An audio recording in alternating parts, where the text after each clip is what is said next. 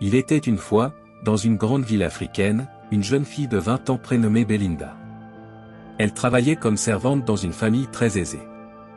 Chaque jour, dès l'aube, elle se levait discrètement pour balayer la grande maison, faire la cuisine, laver le linge et accomplir toutes les corvées.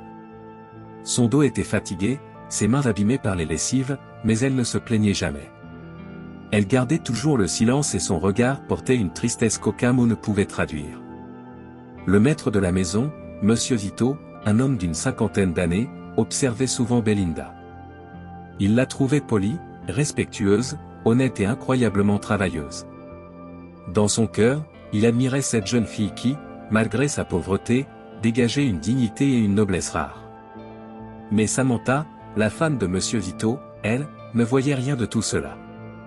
Chaque jour, elle accablait Belinda d'injures. « Tu es une paresseuse. Tu n'arrives à rien.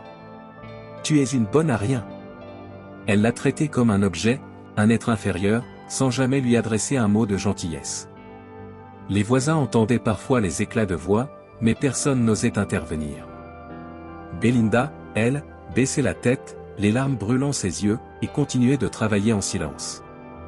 Un soir, après une dispute particulièrement violente, Belinda s'est effondrée dans un coin de la cuisine. Monsieur Zito l'a trouvée ainsi, les mains tremblantes, serrant contre son cœur une vieille médaille qu'elle portait depuis son enfance. Intrigué, il lui a demandé d'où venait ce bijou. D'une voix brisée, elle a répondu. « C'est la seule chose qu'on a retrouvée sur moi quand j'avais 3 ans, on m'a dit que j'avais été abandonné. Depuis, je n'ai jamais connu mes parents. » Le monsieur a blêmi. Son cœur s'est mis à battre si fort qu'il en tremblait. Cette médaille, il la reconnaissait. C'était exactement celle que portait sa petite fille lorsqu'elle avait disparu, 20 ans plus tôt, dans des circonstances tragiques. On ne l'avait jamais retrouvée. Il a immédiatement appelé sa femme. Lorsqu'elle est entrée dans la pièce, il lui a tendu la médaille en disant d'une voix tremblante. « Regarde bien, c'est celle de notre fille. Cette servante que tu insultes chaque jour, cette pauvre enfant que tu rabaisses sans pitié, c'est notre fille. Notre propre chair. » À ces mots, Samantha, la femme de Monsieur Zito, s'est figée, comme frappée par la foudre. Ses yeux se sont remplis de larmes, son corps s'est mis à trembler, et elle s'est effondrée au sol. Toute la maison résonnait de sanglots et de stupeur. Belinda, incapable de comprendre, regardait ces deux adultes pleurer devant elle. Le monsieur s'est approché, l'a prise dans ses bras et a murmuré, la voix brisée. « Pardon, ma fille. Pardon pour toutes ces années. Nous t'avons cherché, nous t'avons cru morte, et voilà que Dieu nous ramène vers toi. » Belinda, elle, restait pétrifiée. Son cœur battait fort, son âme était partagée entre la douleur des humiliations subies et la joie bouleversante de découvrir enfin sa véritable famille. Samantha, en larmes, s'est mise à genoux devant elle. « Pardonne-moi, je ne savais pas. Mon Dieu, pardonne-moi d'avoir maltraité mon propre enfant. » Ce fut un moment d'une intensité insoutenable.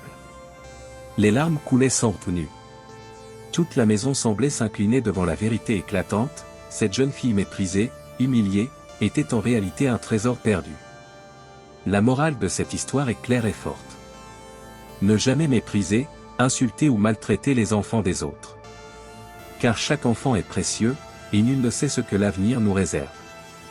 Celui que l'on humilie aujourd'hui pourrait être notre propre sang, ou devenir demain la personne dont dépend notre survie. Faisons toujours preuve de compassion, de respect et d'humanité envers ceux qui sont plus faibles que nous. Car le mal que l'on inflige aux enfants des autres, personne ne voudrait le voir tomber sur les siens. Si cette histoire vous a touché, likez, commentez, partagez. Peut-être qu'elle réveillera une conscience, sauvera un enfant, ou changera une vie. Abonnez-vous, pour d'autres histoires qui marquent le cœur. Et souvenez-vous toujours. La dignité d'un enfant n'a pas de prix.